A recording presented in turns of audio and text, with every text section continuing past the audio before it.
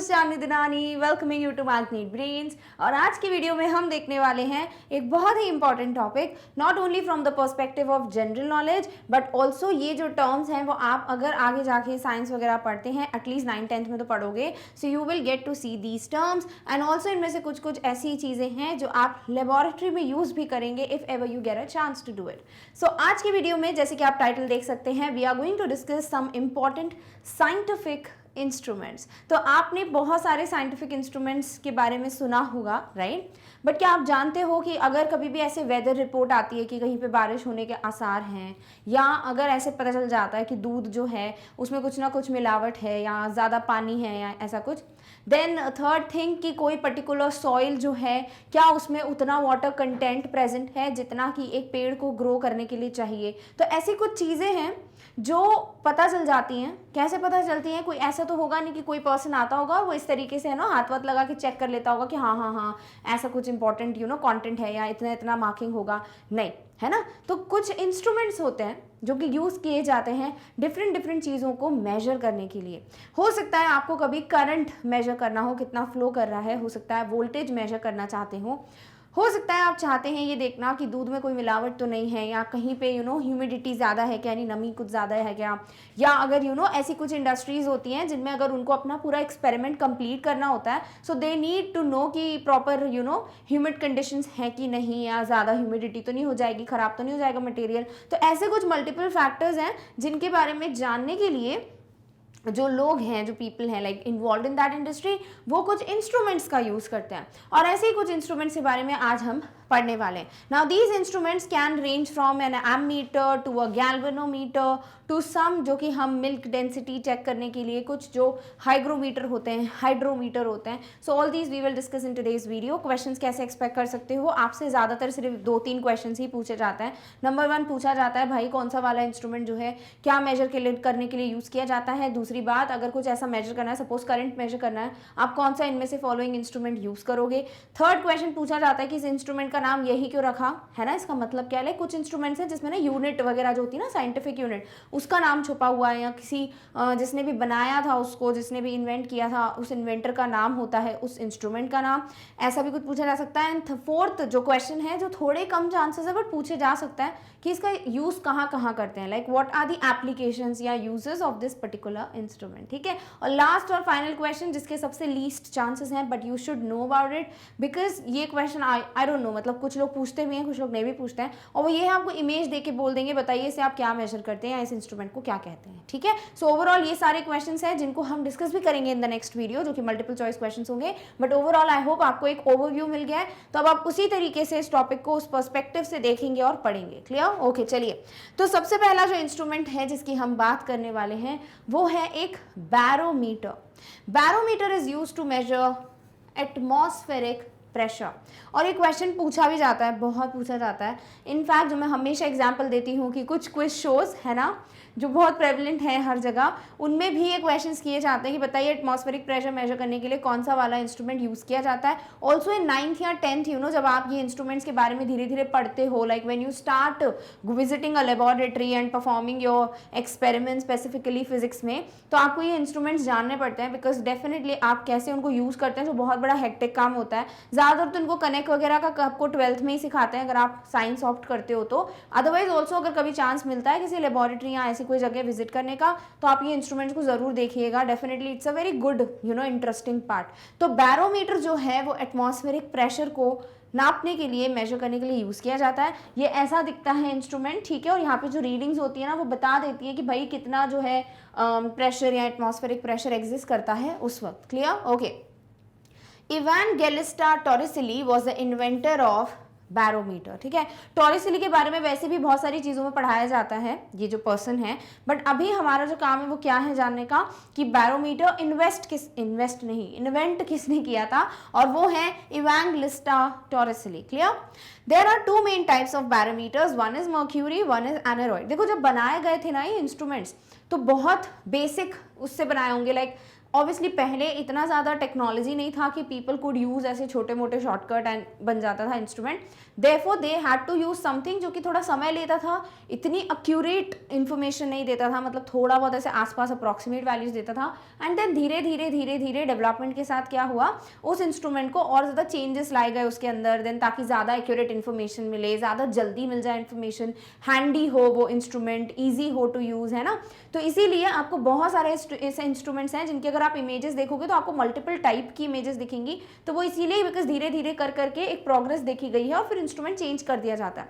Similarly जो barometers हैं वो भी दो टाइप के हैं, एक है मर्क्यूरी, एक है एनरॉइड। मर्क्यूरी बैरोमीटर वो है जो पहले यूज़ किया जाता था जब ये बना होगा, और फिर धीरे धीरे चेंजेस किए गए, और फिर एनरॉइड बैरोमीटर है जो अब यूज़ किया जाता है, ठीक है। सो दो कौन से हैं, one is mercury, one is aneroid. A mercury barometer is a barometer with a column of mercury, obviously जो थर्मोमीटर में नहीं होता मर्क्यूरी बॉल, वैसे ही मर्क्यूरी का एक पूरा कॉलम बना होता है, अभी हम देखेंगे image, whose height varies according to the atmospheric pressure। तो होता क्या है इस इंस्ट्रूमेंट में ना, एक पूरा एक कॉलम बना है जिसमें एटमॉस्फेरिक प्रेशर के हिसाब से मर्क्यूरी की हाइट कम ज़्यादा होती है, और फिर उससे रीडिंग देखी जाती है कि भाई कितना एटमॉस्फेरिक प्रेशर है। Mercury barometers are no longer in wide use, और आजकल मर्क्यूरी बैरोमीटर्स का इस्तेमाल नहीं होता है बिकॉज अब एनरॉइड्स यूज किए जाते हैं। कैसा दिखता है मर्क्यूरी बैरोमीटर, तो कुछ इस तरीके की इमेज होती है, ठीक है। एक कॉलम होता है जिसमें ये मर्क्यूरी का लेवल जो आप ये देख सकते हैं मर्क्यूरी लेवल है, वो ऊपर नीचे होता है, बेस्ड ऑन विच आपको बैरोमीटर्स में रीडिंग मिलती है, एंड देन आपको पता चलता है कितना एटमॉस्फेरिक pressure है। A mercury barometer is replaced by other methods of measuring pressure such as aneroid barometers, which use a small capsule with flexible walls that expand or contract in response to changes in atmospheric pressure। अभी थोड़ी देर पहले मैं आपको ये बता रही थी कि पुराने जो इंस्ट्रूमेंट्स हैं उनको थोड़ा डेवलप किया जाता है किस बेस पे, कि जो नेक्स्ट इंस्ट्रूमेंट बने वो थोड़ा हैंडी हो, थोड़ा छोटा हो और ज़्यादा अच्छे से रीडिंग्स दे पाए, है ना। तो ये जो मर्क्यूरी बैरोमीटर है कुछ ज़्यादा ही बड़ा सा इंस्ट्रूमेंट है और थोड़ा प्रॉब्लमैटिक हो जाता है। अगर आपके पास थोड़ा छोटा इंस्ट्रूमेंट का ऑप्शन है definitely go for it, correct. ऐसे ही एनोरॉइड बैरोमीटर्स जो है उसमें छोटे कैप्सूल्स यूज करते हैं जो कि अब हाइट के बेसिस पे नहीं, कॉन्ट्रैक्शन और एक्सपेंशन करके बताते हैं, लाइक कॉन्ट्रैक्ट हो जाएंगे या एक्सपैंड हो जाएंगे डिपेंडिंग ऑन क्या चेंजेस देखने को मिल रहे हैं एटमॉस्फेरिक प्रेशर में, ठीक है। तो अब जो है एनोरॉइड बैरोमीटर यूज किया जाता है, but mercury barometer I hope आपको अब याद रहेगा, मतलब ऐसा भी कोई बैरोमीटर होता था। Done, okay. The aneroid barometer uses a small flexible metal box called an aneroid cell। Aneroid barometer कुछ इस तरीके का दिखता है, देख सकते हो, बस इतना छोटा सा, पहले मर्क्यूरी वाला कितना बड़ा था, है ना बैरोमीटर। तो एनोरॉइड बैरोमीटर कुछ इस तरीके के दिखते हैं जिनमें ना इसको पूरा एनोरॉइड सेल कहते हैं because it has what, it has एक छोटा सा metal box. The aneroid cell is made up of alloy of beryllium and copper. तो बेरिलियम और कॉपर का एलॉय, एलॉय क्या होता है, जो मिक्सचर होता है इनका, है ना। तो इसको मिक्स करके बनाया जाता है क्या, इस एनोरॉइड सेल को। The cell contracts or expands with changes in external air pressure। और जैसे जैसे एयर प्रेशर बढ़ता है या कम होता है तो सेल जो है वो कंट्रैक्ट होता है या एक्सपैंड होता है, और उससे फिर आपको ना पता चल जाता है कि भाई कितना एटमॉस्फेरिक प्रेशर जो है वो एग्जिस्ट करता है। Clear, okay. नेक्स्ट बात करते हैं ऑप्टोमीटर की। तो अगर आप कभी चश्मा लगवाने आपको लगा हो, आपने कभी आई चेकअप करवाया हो, यू नो कि डिफरेंट डिफरेंट मेथड्स होते हैं। कुछ जगह है जहाँ पे आपको ना एक चश्मा दिया जाता है, नॉट ऐसा, एक चश्मा दिया जाता है इसमें आपके ना लेंसेज चेंज करते हैं वो, और फिर आपको पता बोलते हैं ये पढ़ो जो सामने लिखा हुआ है। कुछ कुछ होते हैं जो आपको ना एक बहुत बड़ी सी मशीन दिखती है ग्री वाइट टाइप की, और उसमें आपको बोलते हैं अपनी चिन प्लेस करने के लिए, देन वो धीरे धीरे बस आपकी आई को देखते हैं, उसके अंदर आपको कुछ कुछ दिखता है। मतलब ऐसे होता था पहले, कुछ ऐसी मशीन होती थी जिसमें आपसे बोला जाता था कि आपको कितना क्लियर दिख रहा है, लेकिन घर बना होता था, एक छोटा बच्चा बना होता था एंड स्टफ। अभी जो है पूछते कुछ नहीं है, वो खुद ही चेक कर लेते हैं। तो ऐसे धीरे धीरे ना डेवलपमेंट हुई है कुछ ऑप्टोमीटर्स में जो स्टडी करते हैं कि आपकी आंखों का जो नंबर है वो कौन से लेंस से करेक्ट होगा, ठीक है। तो कुछ ऐसे ही ऑप्टोमीटर्स की बात हम जानते हैं जिनको प्रॉपर ऑप्टोमीटर नहीं बोलते हैं, बट स्पेसिफिकली जो ऑप्टोमीटर यूज़ किया जाता था या जिसको ऑप्टोमीटर बोलते थे वो कुछ ऐसा दिखता था, लाइक इतना बड़ा सा, जिसमें आपको बोलते थे देखने के लिए and the lens would be change, और इसी का छोटा वर्जन जो है वो आपको चश्मे के फॉर्म में भी अगर याद आ रहा हो तो अच्छी बात है, ठीक है। So optometer is a device which is use to assess a patient's vision looking both at power and range, ठीक है। तो डिस्टेंस भी देखते हैं पास का दूर का, ऑब्वियसली कुछ लोग होते हैं जिनको मायोपिया होता है, कुछ होते हैं जिनको प्रेस बायोपिया भी होता है। प्रेस बायोपिया क्या होता है, दोनों पास की दूर की नज़र खराब होती है ना। सो हाइपरमेट्रोपिया होता है। तो इस तरीके से आपको डिफरेंट डिफरेंट आई जो कंडीशंस होती हैं वो देखने को मिलती हैं, करेक्ट। सो ये चेक करने के लिए कि पेशेंट का विजन बेटर कैसे किया जा सकता है, या फिर कौन सा नंबर या कौन सा पावर या कौन सा लेंस लगेगा, वो सारी चीज़ें जो है एक ऑप्टोमीटर से चेक की जाती हैं। This device is utilize by an optometrist या फिर ऑप्थेमोलॉजिस्ट। क्या होते हैं ऑप्टोमेट्रिस्ट या ऑप्थेमोलॉजिस्ट? आंखों के डॉक्टर, है ना। तो ऑप्थो जो वर्ड है ये आंखों से जुड़ा हुआ है, इसीलिए भी ऑप्टोमीटर से आप याद रख सकते हो कि ये वही है जिससे आपका जो पार है चश्मे का वो पता किया जाता है। Clear? Okay. The device helps in prescribing corrective lenses and providing medical eye care. तो ये डिवाइस जो है आपको मदद करता है, मतलब डॉक्टर को जानने के लिए कि आपको प्रॉपरली क्या प्रिस्क्रिप्शन चाहिए ऑफ द लेंसेज, क्या पावर होना चाहिए, जो नंबर नहीं बोलते हैं माइनस में प्लस में स्टफ, एंड ऑल्सो क्या केयर चाहिए, मेडिकल केयर। हो सकता है कुछ और इशू हो सकता है कोई इन्फेक्शन हो रहा हो या कोई और कंडीशन हो, मे बी नर्व्स वीक हो, आंखों का नंबर का प्रॉब्लम ना हो। तो ये सारी चीज़ें जो है वो डॉक्टर पता कर लेते हैं। Optometer was invented by William Potter Field. किसने बनाया था optometer? William Potter Field. Clear? Okay. Optometer can determine how short-sighted or long-sighted they are and the strength of spectacles required, है ना। short-sightedness बोलते हैं, long-sightedness बोलते हैं, दूर की दृष्टि खराब, पास की दृष्टि खराब, ऐसे करके कुछ शब्द यूज़ किए जाते हैं। बिल्कुल प्रॉपर मायोपिया एंड स्टफ, है ना। तो ये जो है डॉक्टर को पता चल जाता है कि भाई कितना प्रॉब्लम है, शॉर्ट साइटेड है कि लॉन्ग साइटेडनेस है, कि कितनी स्ट्रेंथ लगेगी, कितनी पावर लगेगी स्पेक्टेकल्स की, चश्मे की। आई होप पहले ही बता दिया मैंने। क्लियर? ओके। नेक्स्ट बात करते हैं एममीटर की। एममीटर एक मेजरिंग इंस्ट्रूमेंट है which is use to measure a current. Again जब 11th 12th में आप एक्सपेरिमेंट वगैरह करते हैं, अगर सपोज साइंस लेते हैं, फिजिक्स वगैरह पढ़ेंगे, फिजिक्स में आपको पूछा जाता है, मतलब पूरा बताया जाता है सिस्टम कैसे कनेक्ट करना है, सीरीज में, पैरेलल में, बहुत ज़्यादा एडवांस चीज़ें होती हैं, ठीक है। जिनको इंटरेस्ट आता है बड़ा मज़ा आ जाता है, उनको जिनको नहीं आता वो सोचते रह जाते हैं कैसे करना है ये सब। क्लियर? तो इस तरीके का एक इंस्ट्रूमेंट दिखता है, इतना ऐसा ही दिखता है, मतलब एग्जैक्टली यही यूज़ किए जाते हैं आज भी, जिसमें आपको माइनस प्लस के प्लग्स दिए होते हैं। फिर आप जो भी कनेक्ट कर रहे होते हो ना, जो दूसरा इंस्ट्रूमेंट, वो अकॉर्डिंगली करते हो, बिकॉज आपको पता होता है कि प्लस में क्या करना है कनेक्ट, माइनस में क्या करना है, जो भी दूसरे इंस्ट्रूमेंट का वायर होगा, नट्स होते हैं, ठीक है। साथ ही साथ आपको यहाँ पे रीडिंग मिल जाती है जो कि मिली एम्पियर्स में मेजर होती है, MA जो कि साइंटिफिक यूनिट है करंट का, एम्पियर्स, और इसीलिए भी इसका नाम एममीटर रख दिया गया है, क्योंकि एम्पियर मेजर कर रहा है एममीटर। क्लियर? सो एममीटर क्या है? करंट मेजर करने का इंस्ट्रूमेंट है। Electric currents are measured in ampere, so the name is ammeter. एक और अच्छा क्वेश्चन मिल गया आपको कि साइंटिफिक यूनिट क्या है। तो करंट को आई से डिनोट करते हैं, ठीक है, और करंट जो है वो हमेशा एम्पियर्स में मेजर किया जाता है, और एम्पियर से ही क्या आता है? Ammeter. Done? Okay. The ammeter is usually connected in series with the circuit in which the current is to be measured. Series जो वर्ड है ना वो ऐसे भी याद रख सकते हो, जो दिवाली की लाइट्स नहीं होती हैं, हम उनको सीरीज भी बोलते हैं कि सीरीज कहाँ रखी है। क्यों बोलते हैं? बिकॉज उस कनेक्शन को सीरीज बोला जाता है। और एक होता है पैरेलल कनेक्शन। क्या होता है सीरीज, क्या होता है पैरेलल कनेक्शन, अभी 8th स्टैंडर्ड के हिसाब से जानने की कोई ज़रूरत नहीं है, ट्रस्ट मी, ठीक है। और ना ही उस पर आपको भी दिमाग लगाना है, बिकॉज उससे रिलेटेड कुछ नहीं आने वाला। नॉर्मली बस ये बता दिया जा रहा है कि एममीटर को ज़्यादातर सीरीज में कनेक्ट करते हैं, that's it, with the circuit in which the current is to be measured. और उस सर्किट, ऑब्वियसली एममीटर आप उससे कनेक्ट करोगे ना, सबसे करंट आपको मेजर करना हो कि कितना करंट फ्लो कर रहा है, तो वही वायर्स वगैरह हैं, जो भी आपने सर्किट बनाया है उसको कंप्लीट करने के लिए आप एममीटर लगाते हैं, ताकि आपको करंट की पता है रीडिंग पता चल जाती है। फिर आप जो है अगर कैलकुलेट करना चाहते हो जो कुछ भी, लाइक एक प्रॉपर बेसिक फॉर्मूला आ जाता है वोल्टेज, करंट और रेजिस्टेंस के बीच में, ठीक है, तो उससे आपको पता चल जाता है कितना वोल्टेज है, कितना करंट है, कितना रेजिस्टेंस है, या स्टफ लाइक दैट, ठीक है। तो वो अभी आपका दिमाग चलाने की जरूरत नहीं है अभी उस वक्त उन चीज़ों पे, बिकॉज नहीं तो फिर ये समझ नहीं पाओगे। तो अभी प्रॉपरली बस इतना याद रखना आपके काम की चीज़ क्या है कि एममीटर करंट मेजर करता है। एममीटर ही नाम क्यों रखा है? बिकॉज करंट एम्पियर्स में मेजर किया जाता है। क्लियर? ओके। नेक्स्ट बात करते हैं, ammeters must not be connected directly across a voltage source since their internal resistance is very low and excess current would flow. एक इंपॉर्टेंट क्वेश्चन पूछा जाता है कि एममीटर्स जो होते हैं इनको कभी भी डायरेक्टली एक वोल्टेज सोर्स से कनेक्ट नहीं करते हैं, ठीक है।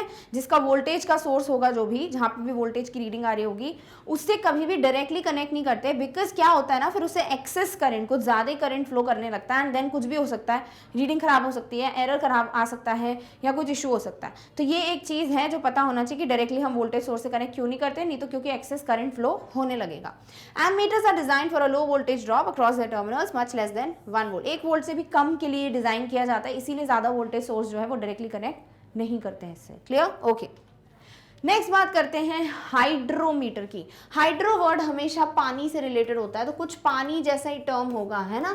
सो this is an instrument use for measuring the relative density of liquids based on the concept of buoyancy. अब ये वर्ड ना मुझे हटा ही देना चाहिए था, अदरवाइज अब आप कंफ्यूज हो जाओगे बोयांसी क्या है। चलो रहने दो अभी उसको। यहाँ पर बस बेसिकली इतना याद रखो आप कि एक डेंसिटी शब्द होता है, ठीक है, गाढ़ापन बताता है, जितनी डेंसिटी गाढ़ापन है कि नहीं है उस तरीके से। तो रिलेटिव डेंसिटी मेजर करने के लिए किसी भी लिक्विड की तभी हाइड्रो वर्ड यूज किया जाता है हाइड्रोमीटर, जो कि इस तरीके का कुछ दिखता है। आप देख सकते हैं थोड़ा थर्मोमीटर से मिलता जुलता है, बट थर्मोमीटर नहीं है। इसको रखते हैं, then you get to know कि कितनी रिलेटिव डेंसिटी होगी उस लिक्विड की। क्लियर? और जो भी रिक्वायरमेंट होगी आप उस हिसाब से समझ पाते हैं। So the device consists of a sealed long necked glass bulb that is immersed in the liquid being measured. The depth of flotation gives the indication of liquid density. क्या बोलना चाह रहे हैं कि ये जो इंस्ट्रूमेंट है ना हाइड्रोमीटर, ये सील्ड होता है, कहीं से भी खुला नहीं है। देखो बंद है, यहाँ से भी बंद है, यहाँ से भी बंद है। ऐसा नहीं है यहाँ पे होल है और आप इसमें पोर करेंगे या स्टफ, कुछ नहीं।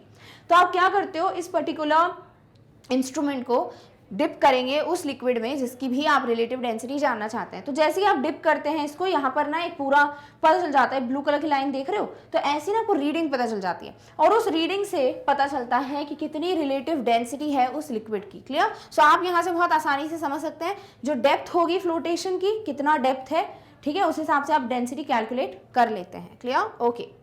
Hydrometers can be used to measure the density of salt water as marine fish require a specific amount of salt in their water. अब देखो आप डेंसिटी कैसे करेंगे मेजर इस हाइड्रोमीटर से, करना क्यों है, बिकॉज कुछ ऐसी फील्ड्स हैं, कुछ ऐसी चीज़ें हैं जिसमें आपको इसका ज़रूरत पड़ता है। जैसे अगर आप जानना चाहते हो कि एक जो समुद्र है उसमें नमक का कितना कंटेंट है, ठीक है, तो आप क्या करेंगे, आप इसको डिप करेंगे और आपको पता चल जाएगा डेंसिटी पानी की। तो उस हिसाब से समझ जाएगा कि इसमें ज़्यादा तो नहीं है सॉल्ट इंटेक, मतलब सॉल्ट कंटेंट, या कम तो नहीं है। बिकॉज जो मरीन फिशेज होती हैं, यानी कि जो मरीन वाटर में रहती हैं, सॉल्टी वाटर में रहती हैं फिशेज, उनको एक प्रॉपर अमाउंट चाहिए होता है, स्पेसिफिक अमाउंट सॉल्ट का चाहिए होता है। ज़्यादा होगा तो भी वो मर जाएंगे जो फिशेज हैं, एंड अगर कम भी होगा तो दे वुड डाई, राइट। तो इस तरीके से ये जो है पता लगाते हैं जो भी लोग हैं। एंड ऑल्सो अगर किसी को मरीन फिश जो है पालनी होती है या कोई अपने घर में रखना चाहता है, तो they also need to understand कि कितना सॉल्ट होना चाहिए उस पानी में, तो वो भी इस हाइड्रोमीटर से उसका पता लगाते हैं कि भाई हमने ज़्यादा सॉल्ट पानी या ऐसा कुछ तो नहीं कर दिया है। क्लियर? ओके।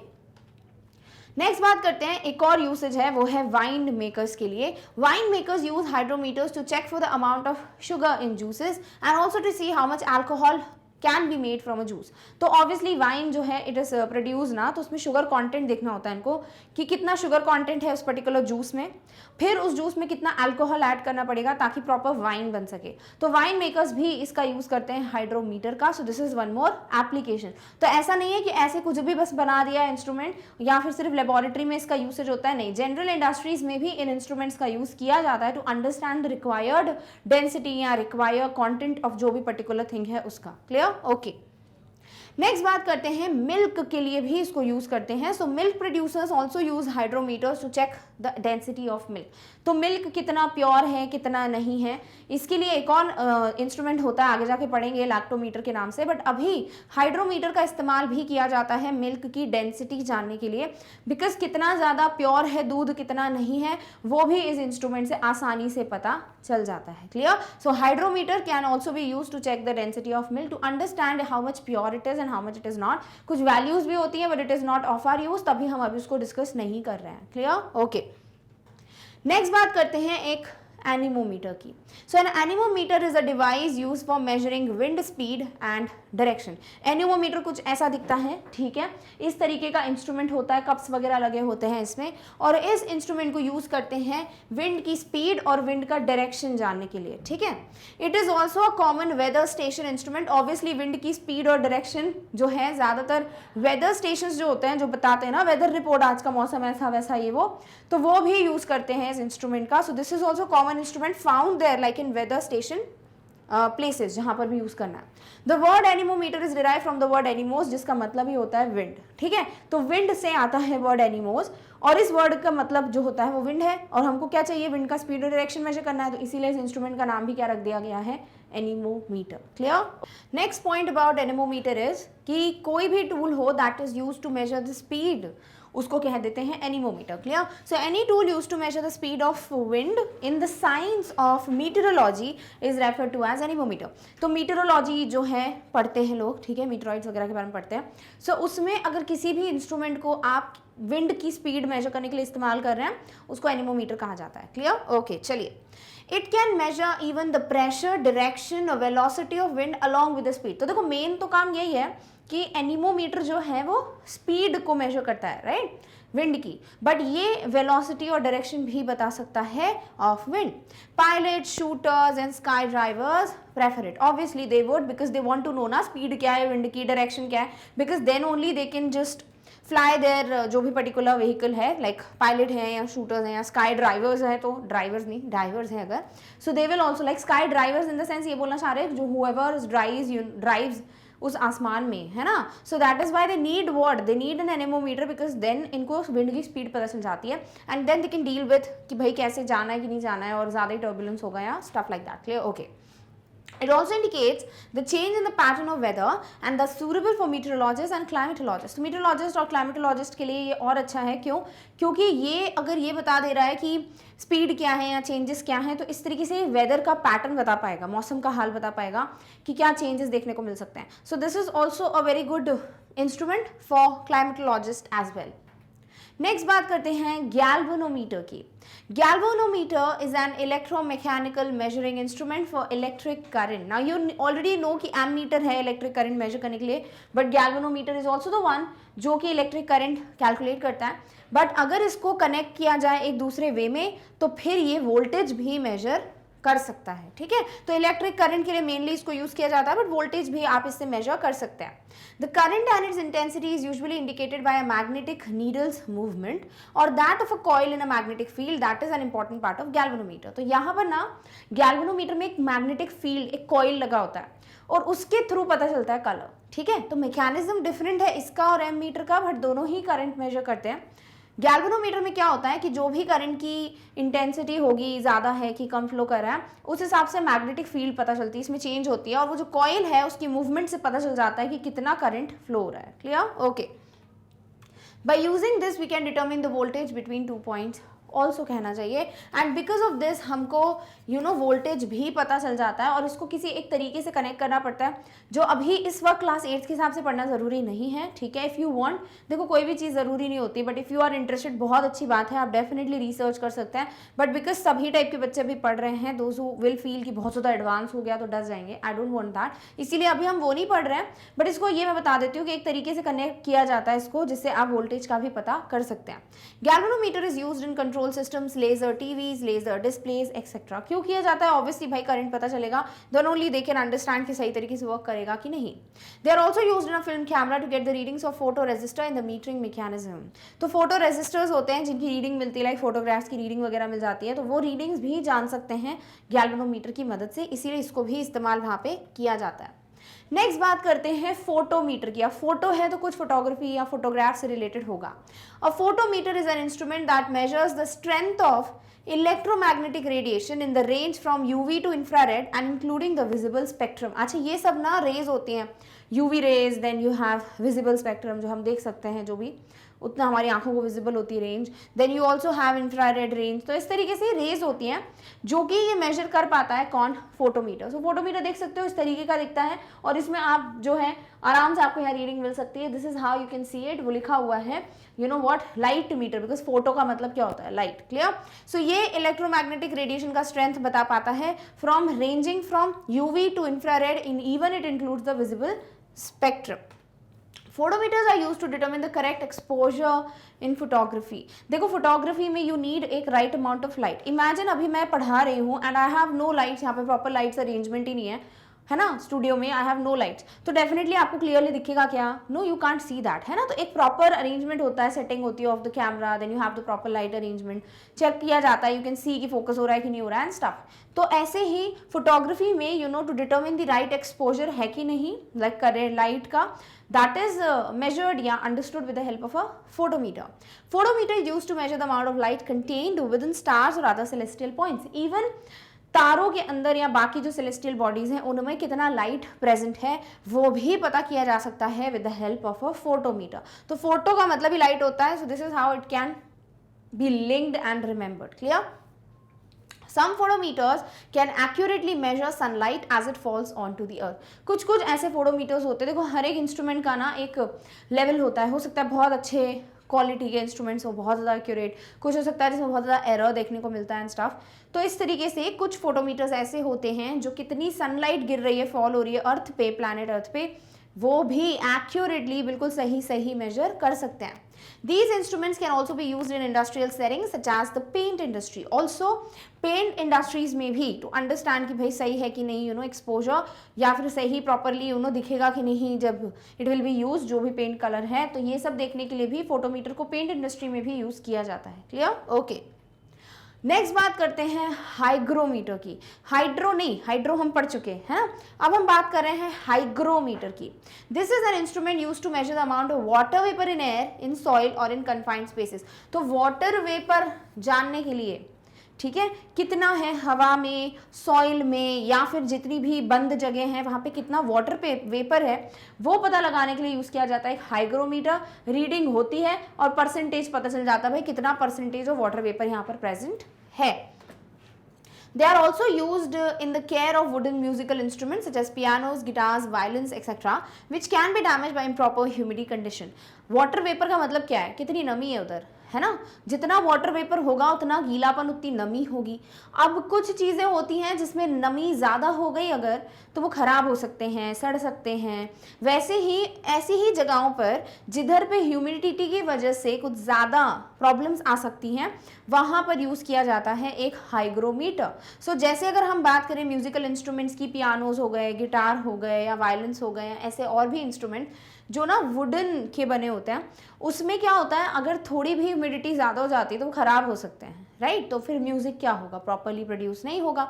तो वहाँ पे लाइक जहाँ पे भी म्यूजिकल इंस्ट्रूमेंट्स हैं वहाँ चेक करने के लिए कि वाटर वेपर ज़्यादा तो नहीं है, ह्यूमिडिटी ज़्यादा तो नहीं है, this particular instrument that is hygrometer is used. Clear? Okay.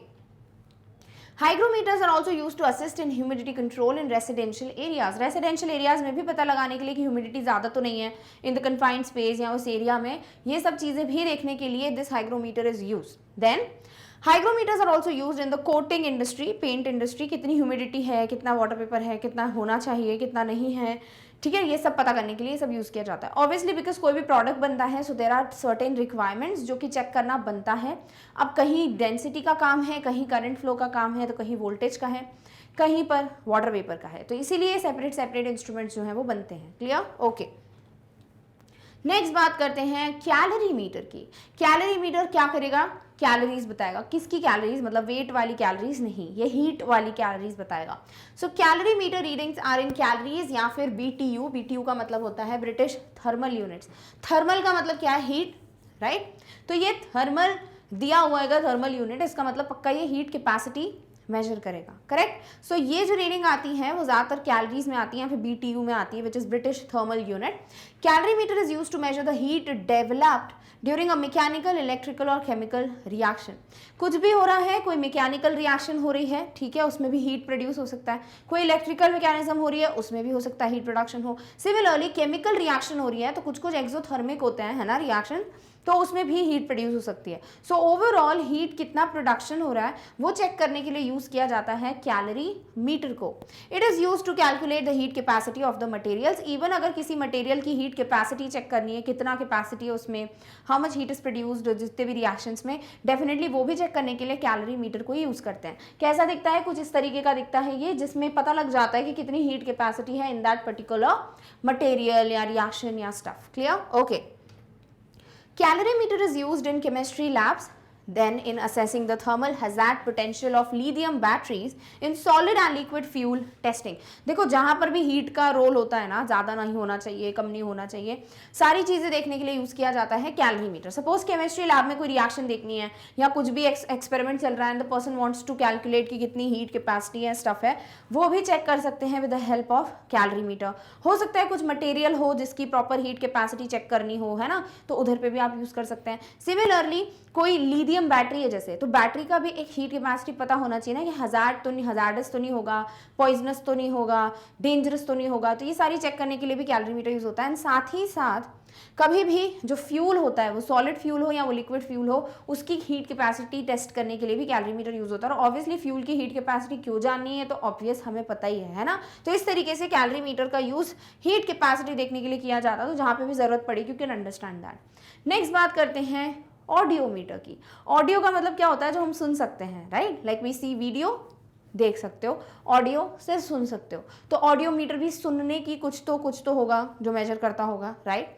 So audiometer is a machine used for evaluating hearing sharpness. देखो जैसे हम चश्मा वगैरह चेक होता है तो आंखों का नंबर चेक होता है प्रॉपर है कि नहीं, वैसे ही कितना सुनाई दे रहा है सामने वाले को वो भी चेक होता है। बिकॉज कुछ प्रॉब्लम्स होती है, मे बी कुछ इंटरनल इंजरी हो, मे बी कुछ ईयर का जो पर्दा है, जो मेम्ब्रेन है, उसमें तो कुछ इशू नहीं है, या प्रॉपर हम कैच कर पा रहे हैं वाइब्रेशंस की नहीं। तो सारी चीज़ें जो भी टेस्टिंग वगैरह है, हियरिंग शार्पनेस जो है वो पता की जाती है ऑडियोमीटर से। ऑडियोमीटर कुछ इस तरीके का दिखता है, जहां हेडफोन्स लगे होते हैं, ऑब्वियसली बिकॉज आपको ईयर्स को चेक कराना है तो यू नीड समथिंग ना, तो हेडफोन होता है, यू हैव डिफरेंट लीड्स, ऐसे पूरा चल रहा होता है मैकेनिज्म। और पीसी जो होता है, personal computer of the doctor, उन पे सब दिख जाता है कि क्या इशू है, कितनी रीडिंग है, या स्टफ कुछ इशू है कि नहीं, कि आपकी नॉर्मल हियरिंग है एंड एवरीथिंग। सो ऑडियोमीटर को हियरिंग शार्पनेस इवैल्यूएट करने के लिए यूज करते हैं।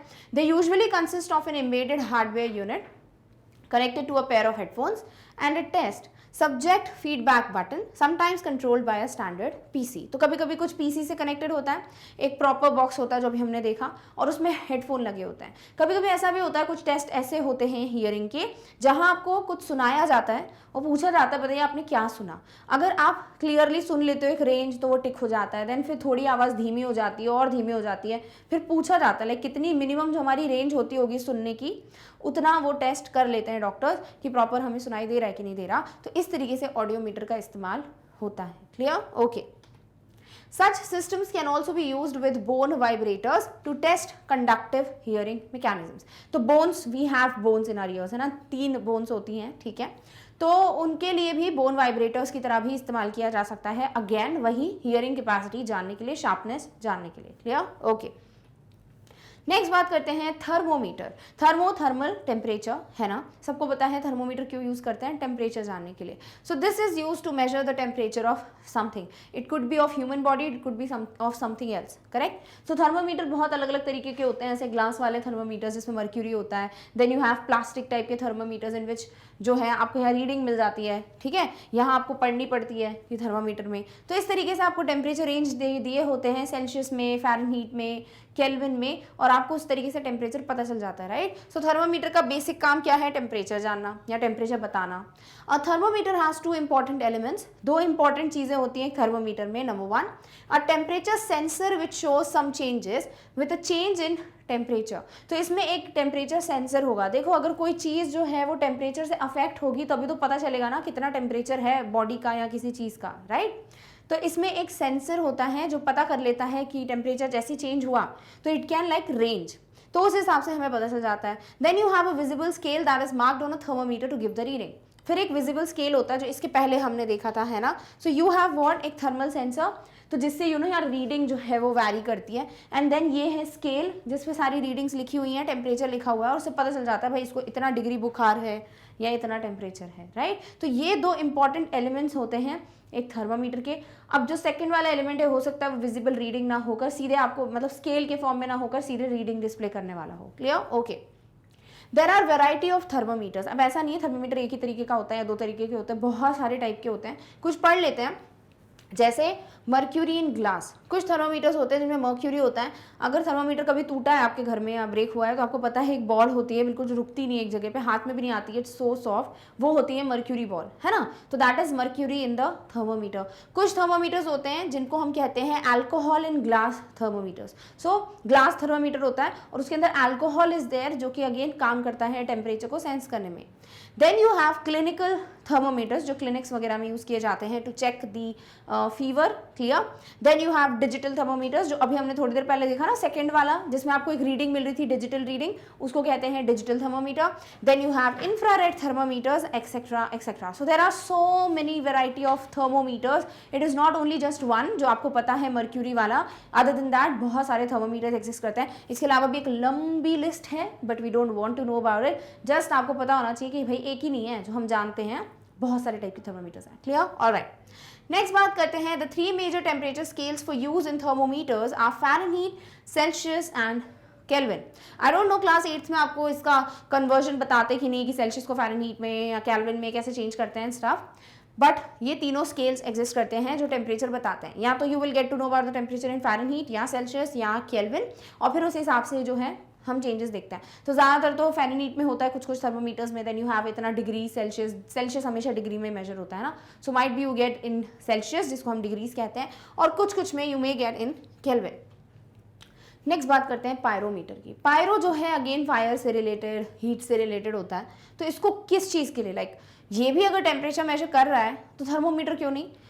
तो थर्मोमीटर और पायरोमीटर में एक छोटा सा डिफरेंस है, और ये छोटा सा क्या मतलब बहुत बड़ा डिफरेंस है, बट ये एक डिफरेंस जो हमें याद रखना है वो ये है, थर्मोमीटर्स आर यूज डायरेक्टली, मतलब कॉन्टैक्ट में रखकर उस चीज़ को। फॉर एग्जाम्पल अगर मेरे को बुखार चेक कराना है कितना है, तो थर्मोमीटर या तो हमारे मम्मा पापा क्या करते हैं, मुंह में डाल देते हैं, या फिर आर्म पिट में रखा जाता है, तो किसी ना किसी तरीके से ऐसे थर्मोमीटर से जो टेम्परेचर है वो चेक किया जाता है ना।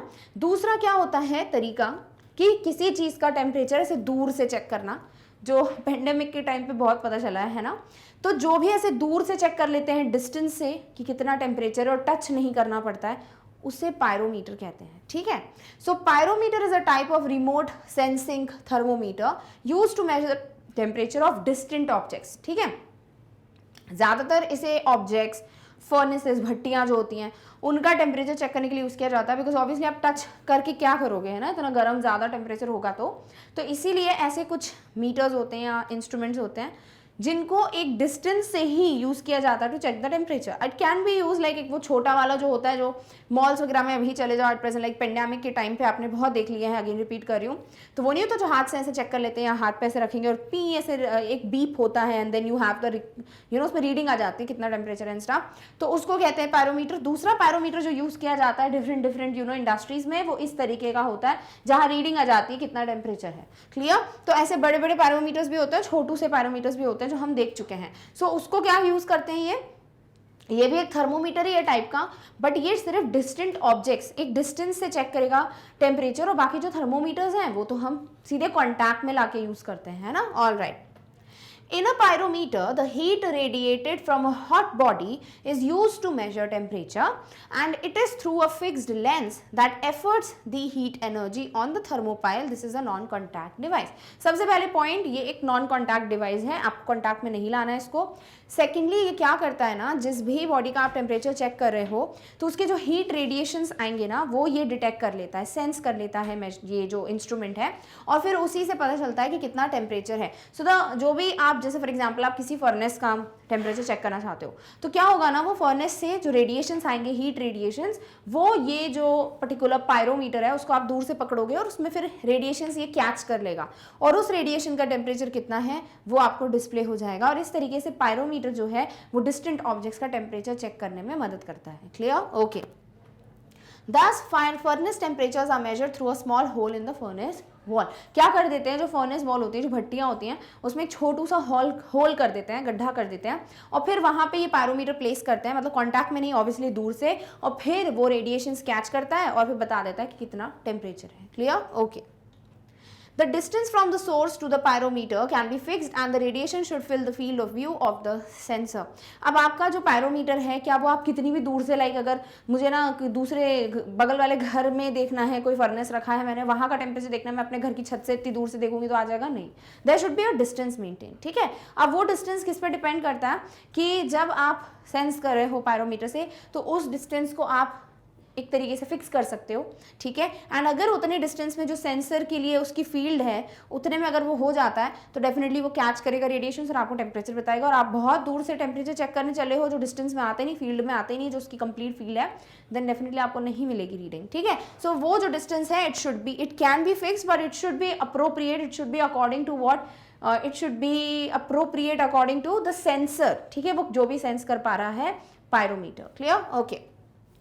It is used in metallurgy industries, smelting industries, hot air balloons, steam boilers to measure steam temperature, to measure furnace temperature, etc. तो furnaces का तो हम बात कर चुके हैं। Other than that, आप अगर बात करें metallurgy industries की तो इसमें ना बहुत ज़्यादा हीट वगैरह का यूज़ करते हैं ये लोग। So to check कि proper हीट है कि नहीं, टेम्परेचर है कि नहीं for the metal, जो भी ये ये मेल्ट कर रहे हैं, then they are studying about it. Second thing, smelting industries, then hot air balloons. Hot air balloons में also you need ना कि कितना गैस है, कितना टेम्परेचर है, अदरवाइज ज्यादा या कम हो जाएगा तो it is not going to function, तो वो भी चेक कर सकते हैं। Then steam boilers, obviously steam का कितना टेम्परेचर है वो जानने के लिए। एंड फाइनली फर्नेस की हम बात कर चुके हैं। सो ओवरऑल इस तरीके से डिस्टेंस पे अगर हाई टेम्परेचर चेक करना होता है पायरोमीटर इज यूज, और जो हम नॉर्मल टेम्परेचर चेक करते हैं कॉन्टैक्ट में लाके उसमें थर्मोमीटर यूज करते हैं। क्लियर? ओके।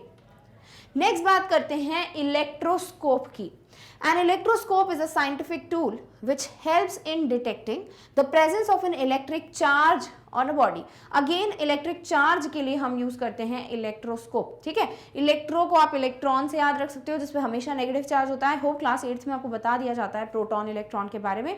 सो इलेक्ट्रॉन क्या होता है? जिसपे नेगेटिव चार्ज होता है, राइट। तो उससे याद रख सकते हो इलेक्ट्रोस्कोप, यानी ये एक चार्ज को या इलेक्ट्रिक चार्ज को मेजर करने के लिए यूज किया जाता है। कुछ इस तरीके से ये दिखता है जिसमें सेंसर होता है व्हेन यू प्लेस, जिसका भी आपको चार्ज चेक करना है, फिर इसमें रीडिंग आ जाती है। कैसे? Let's read about it in detail.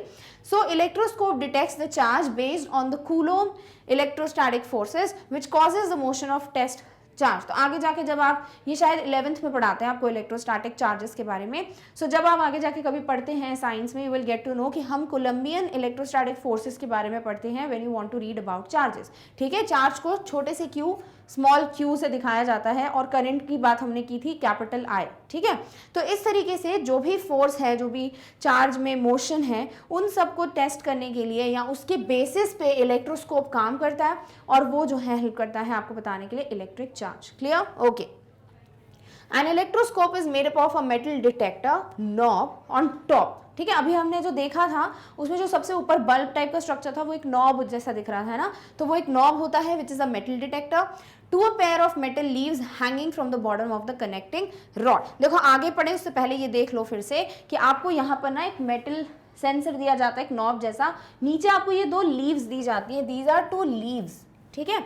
और फिर अगर जो चार्ज है वो न्यूट्रल है कि पॉजिटिव है कि नेगेटिव है, उसके बेसिस पे ये लीव्स का ना मूवमेंट होता है और पता चल जाता है कि कितना चार्ज है या कौन सा चार्ज है। क्लियर? तो इस तरीके से ये जो इंस्ट्रूमेंट है वो काम करता है, एक मेटल नॉब जो कि एक मेटल सेंसर है।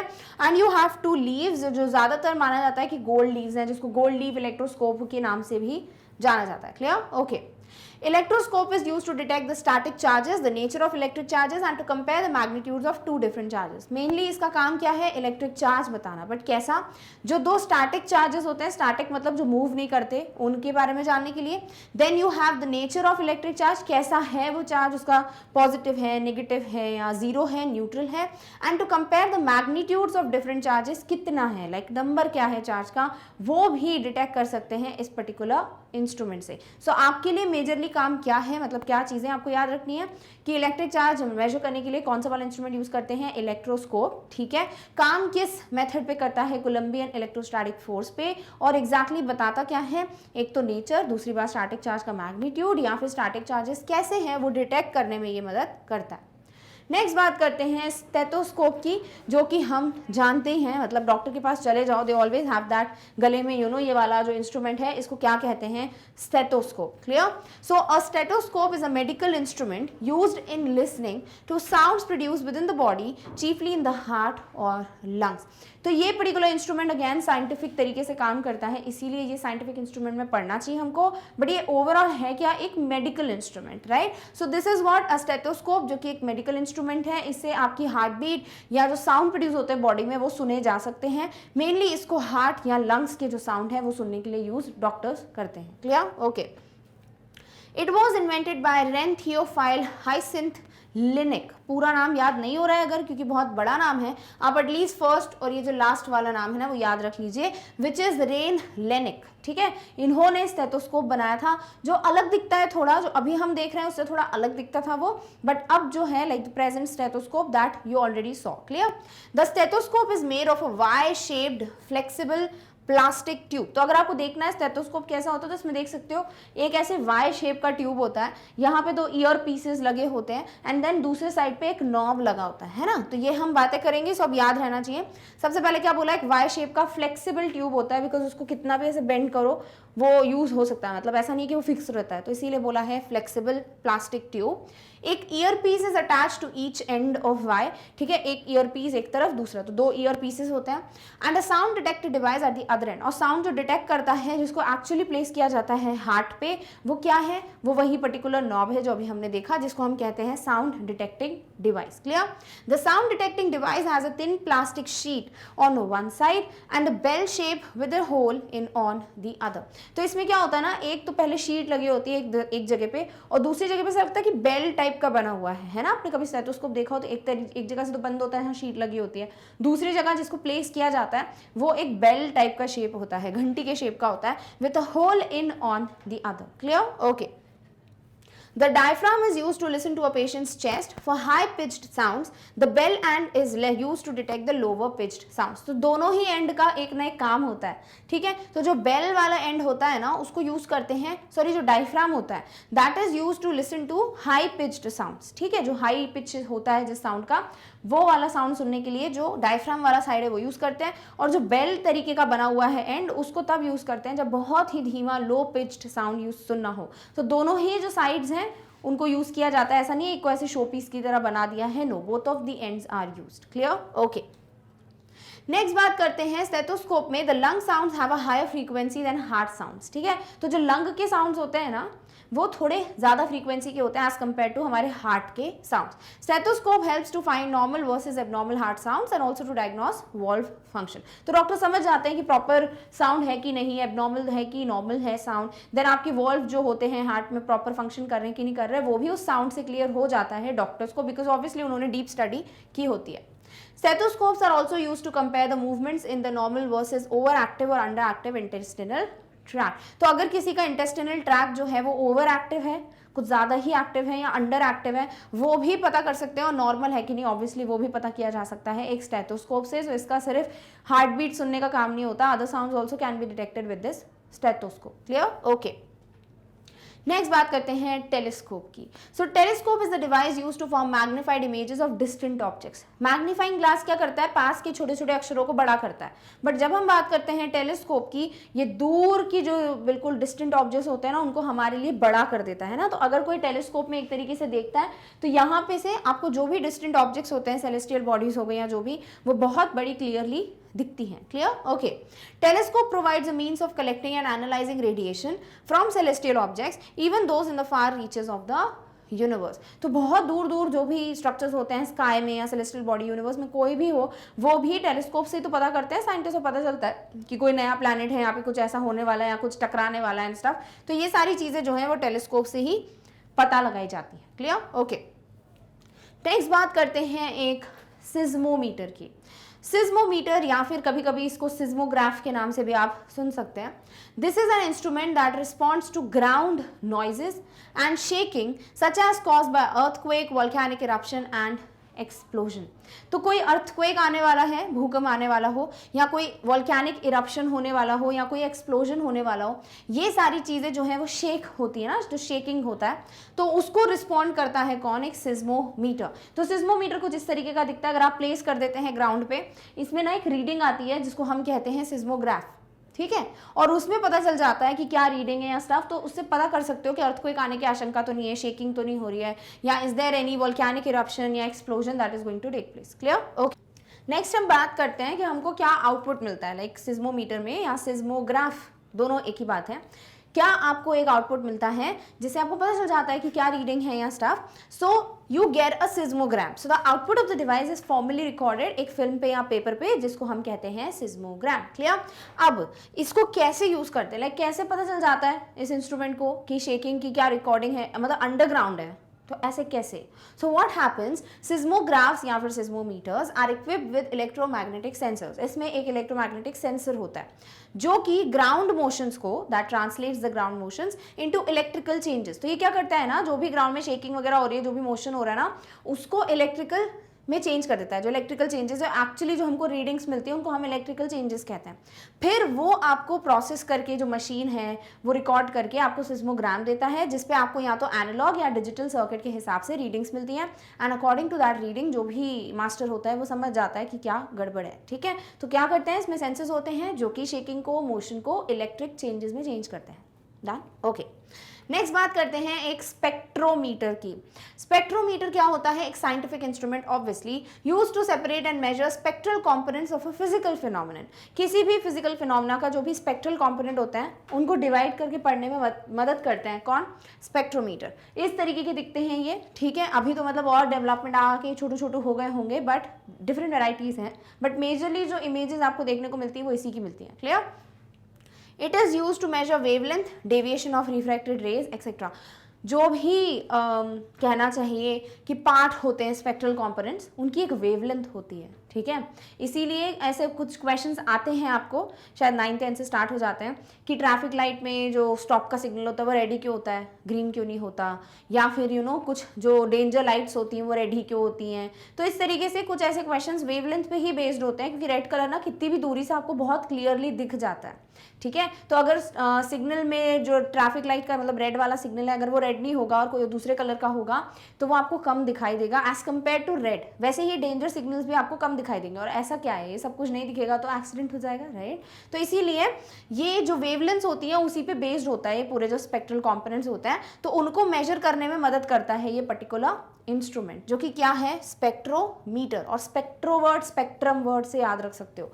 सो spectrometer is used to monitor the dissolved oxygen content in fresh water and marine ecosystems to study spectral emission lines of distant galaxies. अब इसके मल्टीपल यूसेज हैं, दो हम पढ़ लेते हैं जिससे फिर कुछ भी लिंक्ड होगा तो आपको पता चल जाएगा।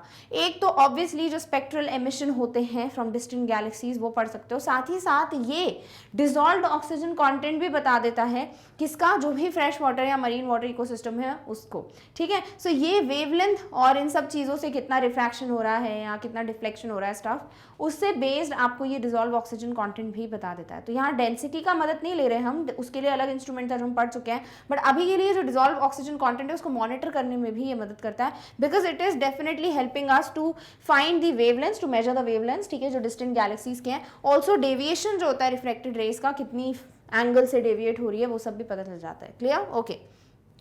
नेक्स्ट बात करते हैं रेन गॉज की। A rain gauge is a meteorological instrument to measure the precipitating rain in a given amount of time per unit area. किसी समय में एक पर यूनिट एरिया यानी 1 मीटर में, ठीक है, एरिया हो गया तो मीटर स्क्वायर हो गया, 1 मीटर स्क्वायर में और एक गिवन समय में कितना प्रेसिपिटेटेड रेन मिल रहा है, that is measured by a rain gauge. कुछ इस तरीके का होता है, एक फ्लास्क होता है जिसमें रीडिंग होती है, एक अंदर से ट्यूब बना है, फनल टाइप का स्ट्रक्चर, इस तरीके का होता है एक rain gauge. What it actually does is the precipitation is measured in terms of height of precipitated water accumulated in the container per given time and is expressed in millimetres. अब क्या होता है, ये जो पर्टिकुलर फ्लास्क था ना अभी हमने देखा, उसमें एक रीडिंग है, एक हाइट है, तो इसमें जितनी भी हाइट तक एक प्रेसिपिटेटेड रेन मिलता है इस इंस्ट्रूमेंट में, उससे पता चल जाता है क्या? अबाउट द रेन ऑब्वियसली, और फिर वो एक्सप्रेस होता है किसमें? इन मिलीमीटर्स। क्लियर? ओके। देन बात करते हैं लैक्टोमीटर की। लैक्टो सब दूध से रिलेटेड होता है। क्लियर? सो लैक्टोमीटर से ना पता चलता है कि जो दूध है बना वो प्योर है कि नहीं। ठीक है, so lactometer is an instrument that is used to check the purity of milk by measuring its density. इसके पहले भी हमने बात की थी अबाउट डेंसिटी, और उसके मेजरमेंट से मिल्क की प्योरिटी के बारे में पता चल रहा था, है ना। एक और इंस्ट्रूमेंट जो स्पेसिफिकली मिल्क की डेंसिटी को ही चेक करता है वो लैक्टोमीटर है, इसीलिए वर्ड लैक्टो यूज किया है। Milk of given fat percentage content can have density with in a certain fixed range. तो हर एक टाइप के दूध की ना, जिसमें ज्यादा फैट है या नहीं है, उस हिसाब से एक रेंज होती है। अगर वो रेंज सही पता चल जाती है इस इंस्ट्रूमेंट से, इसका मतलब कोई गड़बड़ नहीं है, अदरवाइज पानी है या कोई दिक्कत है, ये सब पता चल जाता है। सो दिस इज हाउ एक लैक्टोमीटर दिखता है। ठीक है, इसको डालेंगे, जो भी मिल्क है उसमें एक तरीके से प्लेस करेंगे and you can get to see the reading. Clear? Okay. It measures the relative density of milk with respect to water, ठीक है। तो मिल्क का डेंसिटी रिलेट करके हुए तो किसी और की डेंसिटी से भी पढ़ते हैं, रिलेटिव डेंसिटी उसको कहते हैं। तो ये जो है वाटर की डेंसिटी से रिलेट करके आपको मेजरमेंट देता है। If the specific gravity of a sample of milk is within the approved ranges, the milk is pure. If it is not, then there is some adulteration. What is adulteration? कुछ ना कुछ मिलावट, ठीक है। तो अगर ये जो डेंसिटी आ जाती है वो बिल्कुल परफेक्ट आती है, जिससे रेंज चाहिए आपको, दैट मीन्स मिल्क जो है वो प्योर है, बिल्कुल शुद्ध है। अदरवाइज कुछ ना कुछ मिलावट है, एडल्ट्रेशन है, वो पता चल जाता है, एंड देन ऑब्वियसली उसके बाद जो कुछ भी है they can take care of that. Next, a lactometer consist of a cylindrical graduated tube. इसके पहले हम इमेज देख चुके हैं, एक सिलेंड्रिकल ट्यूब था जिसमें ग्रेजुएटेड का मतलब क्या होता है कि उसमें रीडिंग्स होती है, स्केल होता है, clear. Closed at both the ends, दोनों ही ऊपर और नीचे जो भी एंड है दोनों तरीके से वो बंद है, सील्ड है। When it is immersed in a fluid, जैसे ही उसको एक फ्लूइड में रखते हैं, ठीक है, it sinks up to a certain level, वो एक लेवल तक खुद ही खुद डूब जाता है, सिंक कर जाता है। And the reading on the outer surface then indicates the density. और जो बिल्कुल ऊपर का तरफ का सर्फेस था, अभी हमने देखा ना ट्यूब टाइप का, उसको आप इमर्स करते हो, दोनों एंड से वो बंद है, जैसे ही वो खुद ब खुद डूब जाता है मिल्क में और वो एक डेंसिटी दे देता है, आपको एक रीडिंग दे देता है, उससे समझ जाता है कि कितना सही है, प्योर है कि नहीं है, कि एडल्ट्रेटेड है, क्लियर, ओके। नेक्स्ट बात करते हैं last and the final instrument की, जो सबसे बेसिक इंस्ट्रूमेंट है, जो आपने देखा भी होगा, होप सो आपके स्कूल में लेबोरेटरी में आपने कभी देखा हो, जिसे हम कहते हैं माइक्रोस्कोप। क्यों यूज करते हैं माइक्रोस्कोप? माइक्रोस्कोपिक चीजों को देखने के लिए। What is microscopic? जो बहुत छोटी हो, जो हमारे नेकेड आई यानी नॉर्मल आई से हम नहीं देख सकते, है ना। So microscope is an instrument that produces enlarged image और स्मॉल ऑब्जेक्ट्स। तो टेलीस्कोप वॉज डिस्टेंट जो होते हैं, दूर जो होते हैं ऑब्जेक्ट्स, उनको मैग्नीफाई करके हमको दिखाता है। माइक्रोस्कोप क्या करता है? ऐसी चीजें जो हमको दिख ही नहीं सकती नेकेड आई से, जैसे बैक्टीरिया हो गए, वायरसेस हो गए। अभी हवा में कितने बैक्टीरिया वायरस होंगे, कुछ दिख रहा है क्या? नहीं दिखता, है ना। भले मैंने चश्मा लगाया तो भी नहीं दिखेगा। क्यों? Because that is not possible. हमारी आंखों की रेंज है एंड वो बहुत माइक्रोस्कोपिक होते हैं। तो उसको देखने के लिए, उसको समझने के लिए, उनकी स्टडी करने के लिए माइक्रोस्कोप को इन्वेंट किया गया था, क्लियर। सो माइक्रोस्कोप क्या करता है? छोटी छोटी माइक्रोस्कोपिक चीजों का लार्ज बड़ा इमेज दिखाता है। If it uses one single lens, it is known as a simple microscope. दो टाइप के होते हैं, लाइक बहुत सारे होते हैं वैसे तो, इलेक्ट्रिकल, ऑप्टिकल, इस तरीके के, बट बेसिक जो दो टाइप्स होते हैं जो आपको पढ़ने पड़ते हैं, वो होता है एक सिंपल माइक्रोस्कोप, एक कंपाउंड माइक्रोस्कोप। सिंपल मतलब जिसमें एक लेंस का उपयोग होता है, just one lens is used, and compound means जिसमें दो टाइप के लेंसेज यूज होते हैं। सो इफ वन टाइप या one single lens is used, it is a simple microscope, and with two lenses it is known as a compound microscope. अब दो lenses जो होते हैं उनका क्या काम होता है? सो this is how microscope looks like. यहाँ पर ना एक स्लाइड प्लेस कर देते हैं, मे बी आप 11 से स्टार्ट कर दोगे इफ़ यू टेक साइंस, जो एक्सपेरिमेंट्स होते हैं, या 9th 10th में भी शायद बिगिन हो जाते हैं कुछ कुछ लेबोरेटरी एक्सपेरिमेंट्स। आपको यहाँ स्लाइड प्लेस करनी पड़ती है, फिर आप उसको देखते हो यहाँ से, ठीक है, और फिर एडजस्टमेंट्स होते हैं, फोकस होता है, और फिर आपको क्लियरली जो ऑर्गेनिजम्स हैं वो कुछ इस तरीके से दिखने लगते हैं, clear, okay. The lens closer to the eye is called eyepiece and the lens at the other end is called the objective. तो जो भी लेंस आपकी आंखों के पास होता है, जैसे आप देखते हो उस पर्टिकुलर स्लाइड को, उसे कहते हैं क्या? आई पीस। और जो लेंस दूर होता है और जो उस पर्टिकुलर स्लाइड के पास होता है उसको ऑब्जेक्टिव कहते हैं। Microscopes are used to study cells. अब इसके यूजेस पढ़ लेते हैं, एप्लीकेशंस पढ़ लेते हैं। तो जैसे जो सेल्स वगैरह होते हैं उनको हम ऐसे देख नहीं सकते अपनी खुद की नेकेड आई से, इसीलिए किसी की भी नेकेड आई से नहीं दिखता है वो वैसे, तो आप ना उसको स्टडी करने के लिए यूज कर सकते हैं microscope. Second, if it is used to study, like it is used to study viruses and bacteria and find out cure for various diseases। फिर आप वायरस, बैक्टीरिया, इन सबको भी पढ़ सकते हैं इससे, और जो करते भी हैं मेडिकल प्रोफेशन में, है ना। तो जैसे ही वायरस, बैक्टीरिया, इन सब की स्टडी कर लेते हैं माइक्रोस्कोप से, तभी तो बीमारियों का हल पता चलता है। तो माइक्रोस्कोप एक बहुत ज़्यादा इंपॉर्टेंट इंस्ट्रूमेंट है, बिकॉज अदरवाइज अगर इसकी मदद से नहीं दिखते वायरसेस, बैक्टीरिया, तो फिर उनको किस एंटीबायोटिक से किल कर सकते हो, या कैसे एंटीवायरल या जो भी इंजेक्शन हो या दवाइयाँ हो वो कैसे बनती है ना। सो इस तरीके से क्योर पता करने के लिए डिसीजेस का माइक्रोस्कोप ने बहुत मदद की है। Microscope is used to simplify complex evidences at the crime site. अगर कहीं पे क्राइम हुआ है, ठीक है, तो वहाँ कुछ भी एविडेंस मिलता है, तो डीएनए वगैरह पता करने के लिए, देखने के लिए कैसा है, क्या है एविडेंस, हर एक छोटी सी छोटी चीज़ एक बार भी मिल जाता है अगर क्रिमिनल का, तो उससे भी पता चल जाता है कि कौन जिसने क्राइम कमिट किया है या जो क्रिमिनल है, राइट। तो वो भी माइक्रोस्कोप से हम स्टडी कर सकते हैं। सो ओवरऑल माइक्रोस्कोप बहुत ज़्यादा इंपॉर्टेंट है, सारे ही इंस्ट्रूमेंट्स बहुत ज़्यादा इंपॉर्टेंट है, and this is how we come to an end of all the scientific instruments that are very important that you must know about। पूछा क्या जा सकता है? अगेन सिर्फ 4-5 टाइप के क्वेश्चंस। एक इंस्ट्रूमेंट का फोटो पूछ लेंगे, नाम बताओ। दूसरा आपसे पूछ लेंगे कि इस इंस्ट्रूमेंट से क्या मेजर करते हैं। नंबर 3 पूछ सकते हैं कि ये मेजर करना है, बताओ कौन सा इंस्ट्रूमेंट यूज़ करना है। नंबर 4 इन्वेंटर कौन है। नंबर 5 उसका नाम क्यों है ऐसा। एंड लास्ट जो बहुत कम पूछा जाता है वो है एप्लीकेशंस। क्लियर। सो इस तरीके से we have finally come to an end of the discussion of so many scientific instruments. I hope आपको सारे ही साइंटिफिक इंस्ट्रूमेंट समझ आ गए हैं, but we have not come to an end of the particular video because एक और चीज़ है जिसे हमें डिस्कस करना है। वो क्या है कि आपको YouTube पे मैग्नेट ब्रेन से कोई भी टॉपिक कवर करना होता है, आप क्या करते हैं, आप YouTube पे जाते हैं, search for the topic and study from it. But कभी कभी होता है शायद आपको कोई टॉपिक ढूंढने में समझ नहीं आ रहा है कि क्या टाइप करें, आपको ऑर्डर नहीं पता है या वीडियो नहीं ढूंढ पा रहे हो, जो कि हो सकता है कभी कभी। एंड ऑल्सो कुछ बच्चे होंगे जो अभी अभी हमारी मैग्नेट ब्रेन की फैमिली से जुड़े होंगे, तो आपको भी शायद जानना होगा कि क्या प्रॉपर ऑर्डर है, कौन क्या पढ़ाता है, या क्या एक्स्ट्रा चीज़ें हैं जो मैग्नेट ब्रेन पे अवेलेबल हैं। सो हर एक चीज़ के लिए लाइक जो भी आप लोग को सोल्यूशन चाहिए, every solution is there on the website of our channel.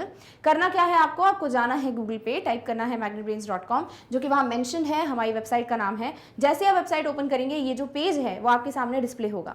अब इस पेज पे अगर आप ध्यान से देखते हो तो आपको सारी चीज़ें जो हैं वो एक ऑर्डर में मेंशन है। दैट इज फर्स्ट स्टार्ट करते हैं विद द क्लासेस। तो आपको किंडरगार्टन से लेकर क्लास 12 तक सारी क्लासेस अवेलेबल हैं, सब कुछ सिलेबस जितने भी सब्जेक्ट्स हैं, टॉपिक्स सब अवेलेबल हैं।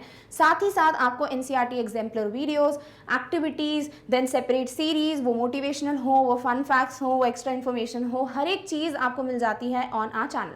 करना क्या है आपको, बस जाना है आपको क्लास पे और आपको टाइप नहीं करना, मतलब आपको क्लिक करना है उस जो भी क्लास का आप सब्जेक्ट पढ़ना चाहते हो। जैसे ही आप क्लास पे क्लिक करते हो ना, आपके सामने सारे सब्जेक्ट्स डिस्प्ले होते हैं। फॉर एग्जाम्पल आप क्लास 8th का जनरल नॉलेज पढ़ना चाहते हो, क्या करोगे, क्लास 8th पे क्लिक करोगे, सारे सब्जेक्ट्स डिस्प्ले होंगे। क्लिक ऑन द सब्जेक्ट जो आप पढ़ना चाहते हो। अब जनरल नॉलेज दिख ही नहीं रहा तो क्या करोगे, स्क्रॉल करो। जैसे ही स्क्रॉल करोगे आपको जनरल नॉलेज जो है यहाँ पर दिख जाएगा। ना क्लिक ऑन दिस सब्जेक्ट और आपको सारे टॉपिक्स जो हैं वो डिस्प्ले होंगे, जो कुछ भी जनरल नॉलेज में फॉर क्लास 8th कवर हुआ है। सो जैसे ही आप क्लिक करते हैं सब्जेक्ट पे, देखिए आपके सामने सारे टॉपिक्स आ जाते हैं। बहुत लंबी लिस्ट है, but what you can see on the screen is just this much. आपको क्या करना है, सिर्फ क्लिक करना है on the topic that you want to see. For example आप सिलेबस ओवरव्यू देखना चाहते हो टू अंडरस्टैंड क्या क्या टॉपिक्स आने वाले हैं, like what all will be covered. So what you have to do is just click on the topic and you will get the video in front of you. So this is how easy it is, just few clicks and आपके सामने video आ जाता है। Once you are done with this और आपको लगता है मुझे नेक्स्ट टॉपिक पढ़ना है सेम सब्जेक्ट का, क्या करना है आपको, क्रॉस आइकॉन पे क्लिक करना है, वही सेम लिस्ट आ जाएगी। Click on the topic, you will get the video. Otherwise if you want to change the subject or the class, no worries, click on the back button, follow the same steps and you will get the video. तो बहुत ही आसान तरीका है। You should visit the website of Magnet Brains and make your life easy. Clear? All right. So with this we have come to an end of today's topic, that is some important and something जो कि पता होना चाहिए, must know about scientific instruments. I hope आपको सारे instruments अच्छे से clear हो गए हैं, and if it's like a definite yes या आपको valuable लगा है ये पूरा discussion, definitely give a big fat thumbs up to the video.